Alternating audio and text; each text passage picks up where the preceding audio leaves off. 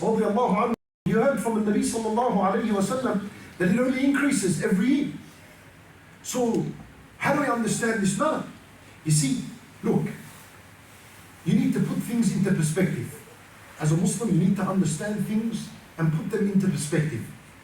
Don't feed things more than they should be fed. And don't be excited with more than you should be excited with certain things. Al-Hadith, Khabbab ibn al-Arath radiallahu anhu, he was bruised, battered, hurt. This was when he was still in Mecca and the Muslims had accepted Islam. There were a few in number and they were being punished and tortured and abused by the disbelievers, Quraysh. So Khabbab radiallahu anhu comes to the Messenger sallallahu alayhi wa sallam. And where is the Messenger sallallahu alayhi wa sallam? He's on the side of the Kaaba laying down. So he came and he said to the Nabi sallallahu alayhi wa sallam, ألا تستنصر لنا؟ ألا تدعو لنا؟ What? هذا Khabbab is not understanding. He said, "O Messenger of Allah, why didn't you make dua to Allah that He give us victory? Why aren't you getting support for us? Where's the backup? Where's the support? Why aren't you helping us?" فالنبي صلى الله عليه وسلم was laying down. He got up and he sat. And he's warm and his back is to the Kaaba. And he said to Khabbab radiallahu anhu, and I need you to pay attention to hear what he said. He said, there were people that came way before you, ya Khabbab. People in past nations. And a person would be brought, and an iron comb would be run across his back, and his skin and flesh and blood would be pulled, and his bones could be seen. And that torture would not turn him away from his religion, would not make him denounce his deen. He's still going, La ilaha illallah, until he dies. And then he says, and others would be brought forth, and they would be sawn in half. وَمَا يَصُدُّهُ ذَلِكَ عَنْ دِينِهِ. And that torture, brutal torture, will not make him denounce his religion. So he dies upon La ilaha illallah. Khabbab radiallahu anhu, I want you to think of this. He's listening. Khabbab is tortured, he's bruised, he's frustrated. He's saying to Rasulullah sallallahu alaihi wasallam, where's the help? Where's the dua for the ummah? When Nabi sallallahu alayhi wasallam is not dismissing the pain of Khabbab, but he's putting things into perspective. He's telling him, relax, easy. Let me compare your state to the state of those who were trialed in their deen way before you. This was their state. How does it leave you now with your own state? It puts Khabbab at ease, somewhat at ease. That, alhamdulillah, our test is not like that. Oh, they just whipped us a little bit here and there, broke a bone, a few bruises. That's all right, we can manage. He sallallahu alayhi wa sallam did not dismiss his feelings. Rather, he put things into perspective. And that's what we need to think as well. Even though there are a lot of fitan are around us are plenty. Calamities are in. Today, if you were to walk down a busy street that has shops and stores on it, wallah, in the distance of 500 meters, you might pass by 70 of the minor signs of the hour. The banks of al-riba are there, the pubs are there and the alcohol is being sold. Dhikrullah is almost non-existent on these roads. The brothels are there. Al-masajid, if there is there, they're abandoned. When Nabi sallallahu alayhi wa sallam said from the signs of the hour is that the sunnah prayer are not prayed in the masjid. This is 500 meters. Just walk down any common road, business street, you'll find 70 to 80% of the minor signs. It's all there. So the idea is, yes, the fitan are many, the calamity are many, but hey, relax. What are people losing it over? What is the fear and the panic over?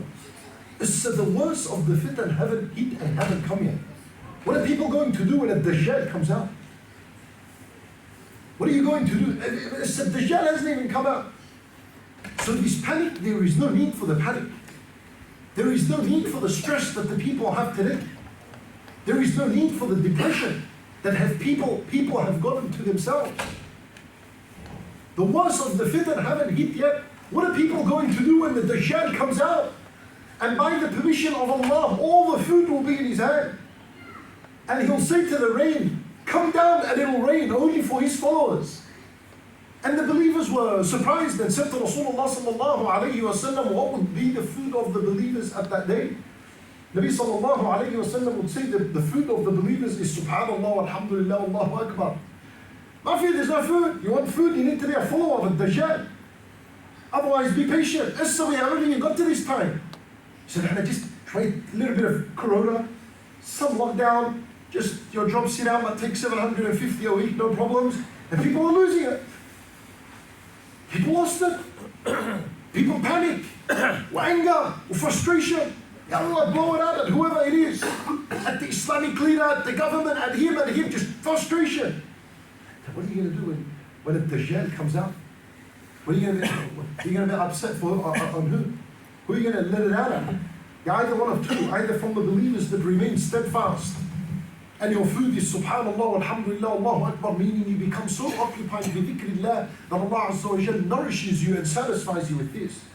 Or you're going to be a follower of His, in which you will have to accept Him as being a Lord. At that moment, a person becomes a kafir. And then there is no turning back. There is no more tawbah, khalas. Once the Dajjal comes out, that means he comes out after the sun has risen from the west. Meaning the door of a tawbah is shut and it's sealed and it's closed. No more tawbah, khalas. The true believers, Allah knows them, they remain steadfast. And those who give in and follow a Dajjal, Allah knew of them, they weren't sincere in their religion anyway. So once they follow him, khalas, the door's finished. No more tawbah, no more turning back. That fitna hasn't even hit yet. And as time progresses, the fitna increase because they're all leading to this big fitna here. So there's still a lot more to come. What we're in now is nothing. Absolutely nothing. There is no point to lose your senses and your behavior and your attitude. People have lost their manners. People have lost their behavior. In these 2 years, it was a big test for everyone. So much insult, so much cursing, so much gossip, so much backbiting. What for? Subhanallah. For now, we want to use the remaining short time we have to explain how does a person protect his faith in this modern world that we just had a discussion about. Look, I keep it very simple for you. There is an ayah that is repeated in its concept and in its meaning more than once in the Quran. Allah Azza wa Jalla is calling us to 2 things.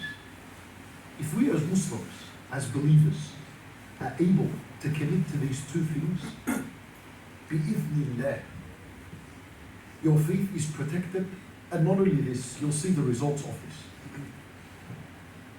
These are the 2 things. If you are to hold on to them, then bi-idhnillah, you have firmness and steadfastness upon your deen. Whatever fitna comes to you, even if a Dajjal appears in your face. And remember, if you have a weapon against a Dajjal, which is the biggest fitna, that means you have a weapon against every fitna, because anything else is going to be less than him. You understand the logic?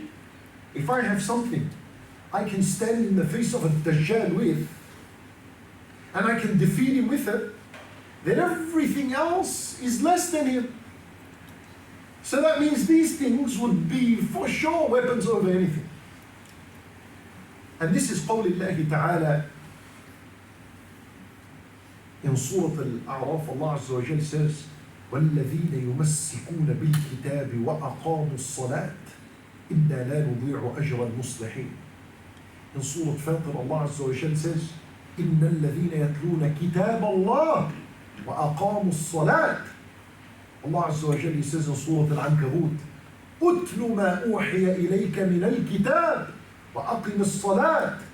Allah Azza wa Jal says in Surah Al-Baqarah, ذَلِكَ الْكِتَابُ لَا رَيْبَ فِيهِ هُدًى لِلْمُتَّقِينَ الَّذِينَ يُؤْمِنُونَ بِالْغَيْبِ وَيُقِيمُونَ الصَّلَاةِ. How many times is this appearing in the Quran, time after time after time? If you're consistent in reading the Quran like how the Sahaba used to do, reading the Quran from beginning to end in 7 days, every single day you'll come past this fact. These two things. What are they? يُمَسِّكُونَ بِالْكِتَابِ, committing to the book of Allah, holding strong the book of Allah, and establishing as-salat. That's it. That's all you need in your life. If these two things are there, and you're working every single day on developing them, and you're instilling this understanding in your children and your generation, you don't need more than this. These will give you steadfastness and firmness in front of any fitna that is out there. Look at the first command. Allah Azza wa Jal says, وَالَّذِينَ يُمَسِّكُونَ بِالْكِتَابِ, those who hold tightly to the book. You see the word يُمَسِّكُونَ? See that shadda on the seam? That shadda in the Arabic language, it implies emphasis. So this is not a casual kind of holding the book. This is, I'm grabbing onto the book. يُمَسِّكُونَ بِالْكِتَابِ. يُمَسِّكُونَ بِالْكِتَابِ. They are grabbing onto the book of Allah subhanahu wa ta'ala. I'll give you an example. You know, let's say you're in the ocean. Let's say you're in the ocean. حاج هذا بعد ما نخلص حاج. خلينا نخلص. هذا بيلهي الناس. الله يجزيك خير. طيب معنا شوي في جيبك الله يجزيك. وَالَّذِينَ يُمَسِّكُونَ بِالْكِتَابِ, committing onto the book. Imagine you're drowning in the ocean, in the darkness of the night. Khalas, no more hope, this person's gone any second. And a helicopter, the rescue helicopter arrives and it deploys its life buoy. You know that orange tube that comes down, the life buoy? And you grab it. Somehow it gets into your hand by the qadr of Allah and you hold on to it. How's your holding on going to be? A casual kind of holding? No, Allah, you're going to hold on to life. Because this holding is going to be the difference between life and death in your case. This is yumassikun. Yumassikun implies that I'm holding so tight that it doesn't look any kind of opportunity in where I'm going to let go very soon. No. This is a commitment to the book of Allah. Not act like a soft commitment that happens in Ramadan and after Ramadan, goodbye. يُمَسِّكُونَ بِالْكِتَابِ, holding on to the book isn't in the literal meaning to grab a Quran and hold it. In its laws, in its teachings, you hold on to these ayat and to the word of Allah Azza wa Jal. And this is the same commandment Allah would give prophets. يَا يَحْيَا خُذِ الْكِتَابَ بِقُوَّةٍ. Even prophets were given this command of holding on to the book tightly. Explore what's in it, understand what's in it, and most importantly, implement it. And ulama, rahimahumullah, they say there are 5 things that a person needs to do in order for him to be recognized as one of those who hold onto the book and are committed to the book. How do I become from those yumassikuna bil kitab? 5 things. Number 1, that you read this Quran. You read it. And reading the Quran, there is extremes when it comes to reading the Quran. You need to avoid the 2 extremes. One extreme is to read the Quran in less than 3 days. This is makruh, and you should avoid this.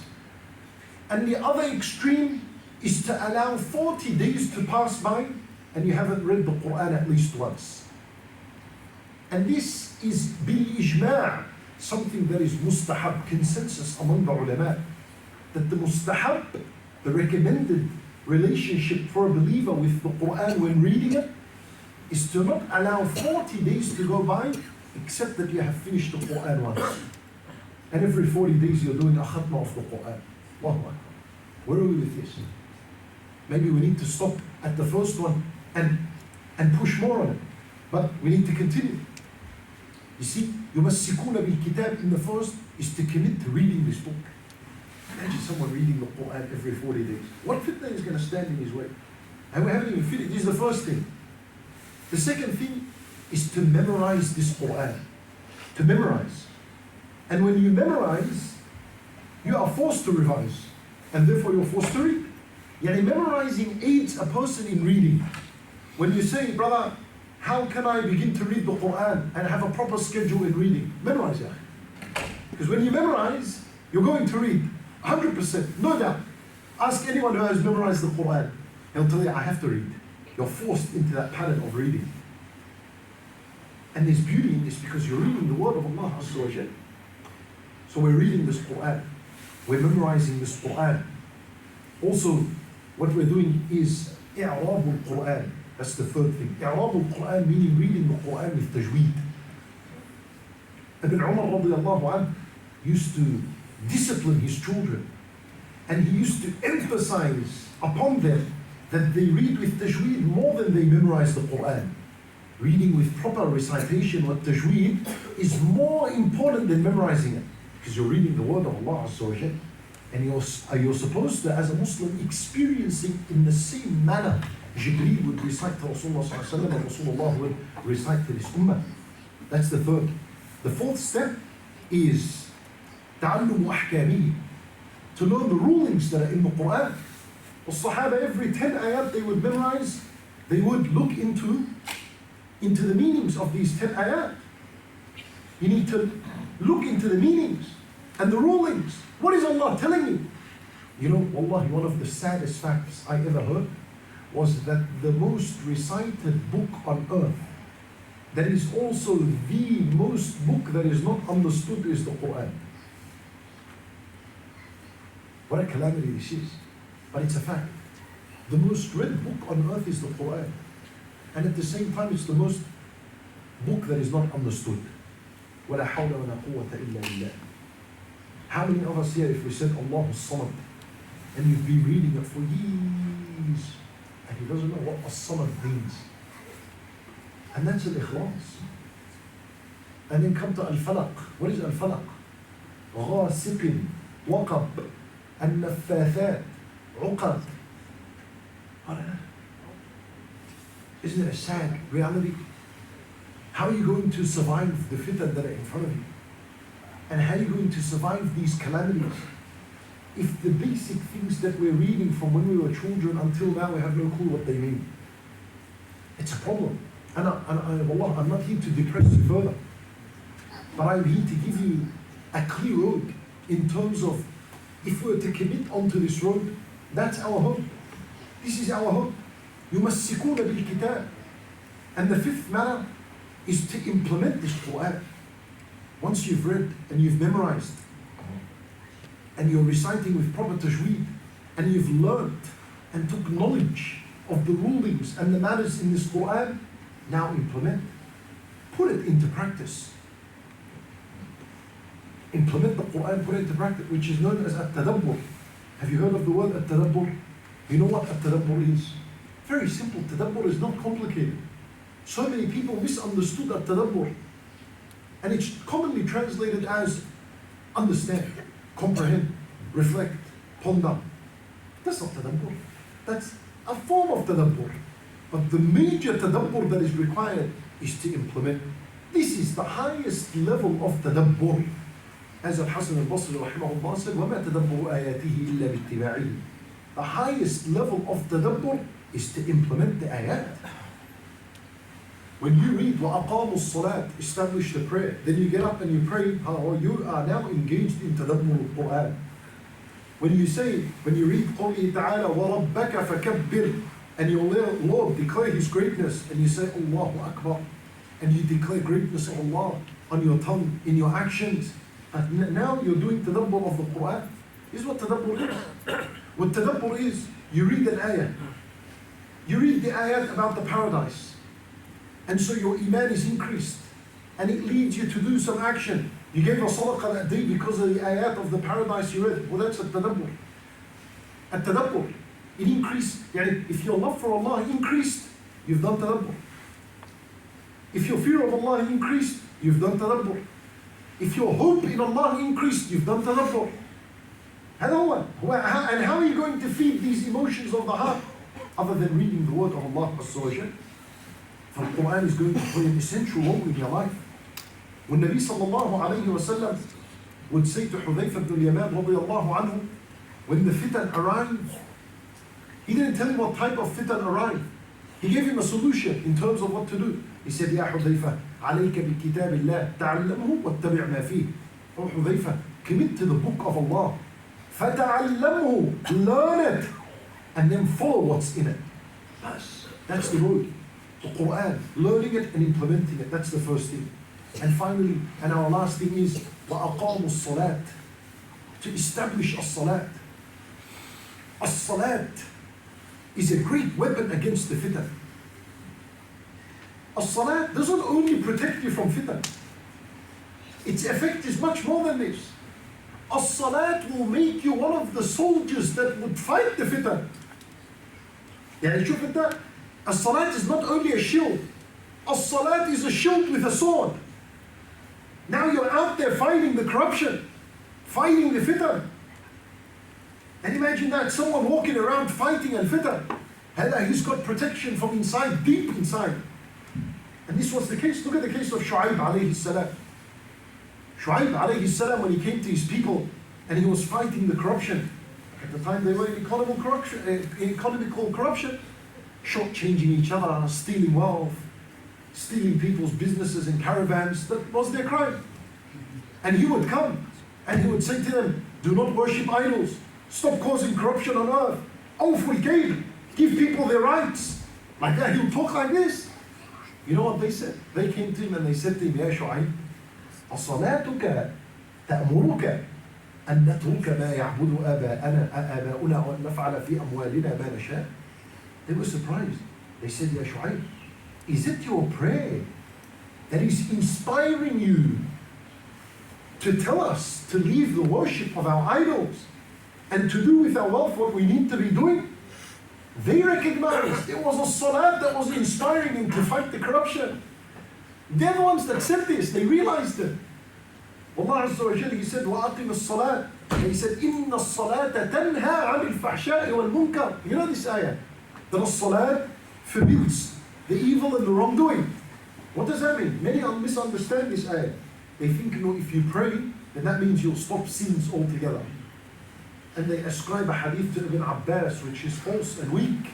And that is that Ibn Abbas said, if your salat does not stop you from the haram, then your salat is not accepted. This is a fabricated hadith. It's not true.